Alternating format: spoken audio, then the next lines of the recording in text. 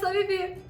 Continuando essa nossa série de vídeos sobre a Masterclass do Neil Gaiman, nós já cobrimos dos episódios 1 ao 11 nos vídeos anteriores, então se você quiser assistir, está aqui na playlist sobre a escrita. E agora vamos falar do episódio 12, descrições. Desnecessário dizer que palavras são tudo que um autor tem para descrever e contar a sua história, certo?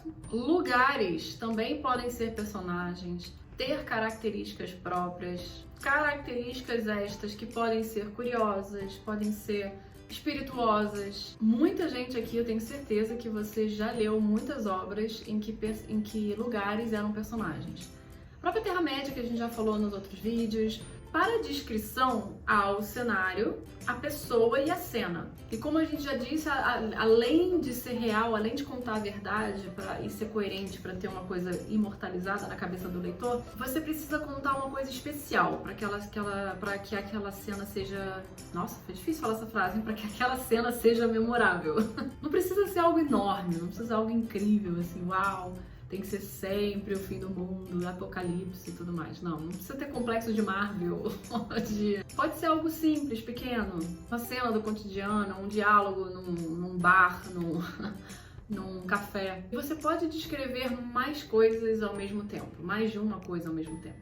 Tu pode brincar com as descrições. A gente fala, repete o eco.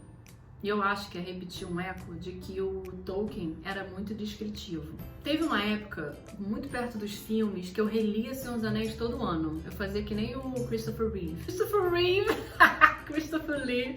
Eu fazia que nem o Christopher Lee, que lia Senhor dos Anéis uma vez por ano. Pelo menos ele dizia que lia, né? E eu fiz isso. Durante 4 anos, eu li 4 vezes a trilogia.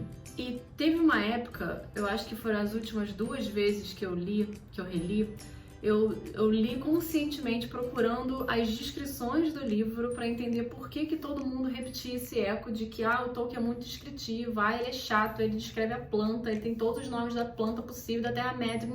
Eu acho uma baboseira falar que ele era muito descritivo, e acho não só baboseira, eu acho equivocado.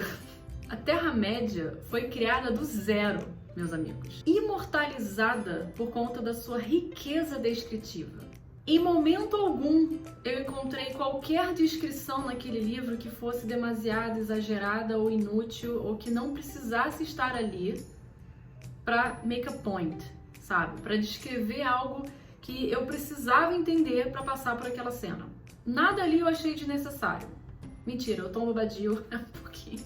Mas aí é o personagem, a cena e tudo que tá em volta do Tom Bombadil, né? De necessário para a história, não para um leitor como eu que adoro, né, conhecer mais personagens do Tolkien. Enfim, mas as descrições em si do Tom Bombadil não foram desnecessárias para que eu conhecesse o personagem Tom Bombadil, entende o que eu quero dizer? Ele pode ser desnecessário para a história, mas a gente está falando de descrição, não de tomada de decisão dentro da narrativa, ok? Ok. Para fazer aqui um paralelo para vocês entenderem o que eu tô falando. Ano passado eu li Crime e Castigo, Dostoiévski. Eu gostei do livro, tá? Não é por na leva mal, não. Mas assim, ele é muito mais descritivo do que o Tolkien. Porque no caso aqui, a gente tá falando de descrição para uma cena funcionar, tá? O Dostoiévski, necessariamente, né, ele queria passar uma ideia de chatura, de devaneios, de pensamento de um personagem conturbado, perturbado por muitas questões. Então assim, ele exagerava um pouco nas descrições de muitas coisas, para make a point. Mas eu, mesmo entendendo o ponto dele, achei exagerado, inclusive, para tornar aquela cena possível. Muita coisa ali eu cortava, como editora, eu ia cortar. Porque mesmo eu cortando e enxugando, ainda assim daria para entender que aquele cara estava perturbado por alguns conflitos internos. Enfim, devaneios ainda iam existir. Não precisaria cortar todos os devaneios, mas ao mesmo tempo eu não precisaria daquela quantidade de devaneio. É isso que eu quero dizer. Com o Tolkien, eu acho sim necessário qualquer e toda a descrição que ele fez daquele livro. Juro pra você, eu não tô sendo radical. Porque aquilo que deu a riqueza da Terra-média que ela tem pra mim hoje. Por isso que eu consigo viajar pra ela e achar que inclusive eu vivi nela. de tão real que eu sentia ao ler aquela história. O que eu li, por exemplo, em Crime e Castigo, mal comparando, tá, gente? Pelo amor de Deus, não venham me tacar pedras. Eu tô fazendo uma comparação muito barata aqui, só pra descrever o que eu tô querendo dizer. No Crime e Castigo, eu não lembro da maioria dos devaneios, da chatura do personagem, não lembro. Eu lembro muito bem do conceito do livro, lembro que eu aprendi com ele, é um livro, um puta livro, é uma puta obra, é uma obra incrível de fato, chata pra cacete, mas quando eu terminei eu falei, ok, eu precisava realmente ter lido esse livro, não foi uma chatura desnecessária. Mas eu não lembro, e aí eu digo pra você, por que eu não lembro? Porque eram desnecessárias. Eu sou muito mais ler sobre pastos verdejantes do que ler o devaneio de um cara conturbado de algo, de uma cena num bar, ou de uma pessoa, de um cabelo de alguém, ou de uma bolsa de alguém que, assim, que não vai fazer nada, não vai ter nenhum significado pra história, entendeu? Mas é minha opinião, gente. Vocês podem não gostar das descrições do Tolkien, não tem problema, ou gostar dos devaneios de Dostoiévski, que estão bem. Somos amigos, concordamos em discordar. É sem brincadeira, insistindo em algo que eu não precisava insistir. Eu prefiro ouvir o som dos passarinhos, imaginar os corpos nus dos elfos deitados na areia, lá, vendo a lua, observando os corpos celestes da Terra-média. Descrição demais é a tua mãe, amigo. Porra, que saco!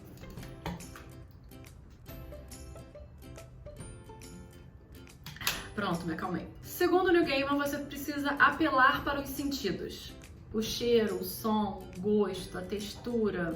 Invoque o que for mais forte naquele momento. Sem querer voltar a Senhor dos Anéis, mas já voltando. Gente, Tolkien é minha vida, vamos lá. É sério, quando eu era pequena, eu amava Visconde de Mauá. Era o meu lugar mágico da infância. Meu lugar favorito, sério.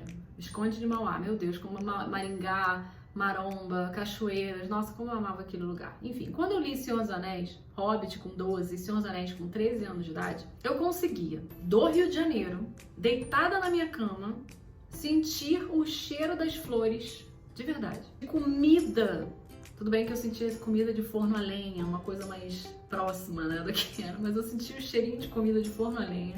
Eu conseguia sentir água gelada no meu corpo.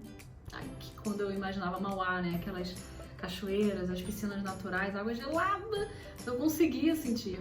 E isso, essa experiência sensorial pra mim é muito mais poderosa do que o que eu tô lendo de fato no papel, na cena, né? E isso tem tudo a ver com a descrição do autor. Se ele não descreve nada, não é que eu não vá imaginar. Eu tenho muito... O John Green, por exemplo, eu lembro que o John Green, ele não diz... Pelo menos eu não lembro, tá, gente? Posso estar falando besteira.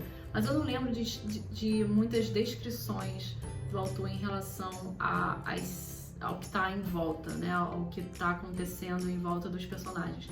Mas eu lembro muito bem da identidade de cada personagem, que ele descreve personagem muito bem. E o John Green tinha uma coisa com a morte pessoal, do quanto o luto, não porque alguém morreu, né? Mas o luto, assim, da transformação dos personagens, da adolescência pra fase adulta, da amizade que acabou, que começou outra, do namoro que terminou, dos próximos namorados, enfim, tudo isso é uma morte, né, pessoal.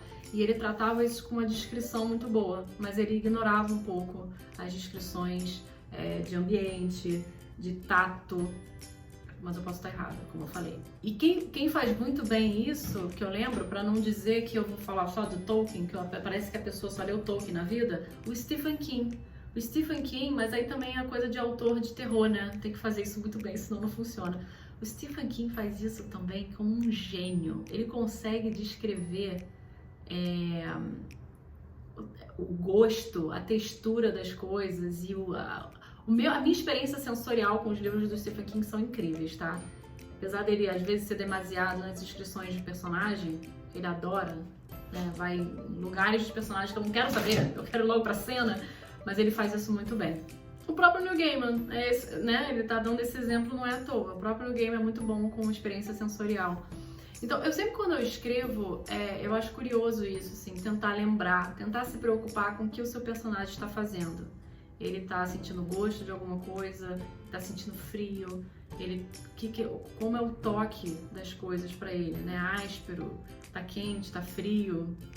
a água, qual a sensação que a água traz pra ele, tudo pro personagem. Acho que tudo isso você tem que estar aqui dentro quando você estiver escrevendo os seus personagens, escrevendo a cena em que seus personagens estão inseridos.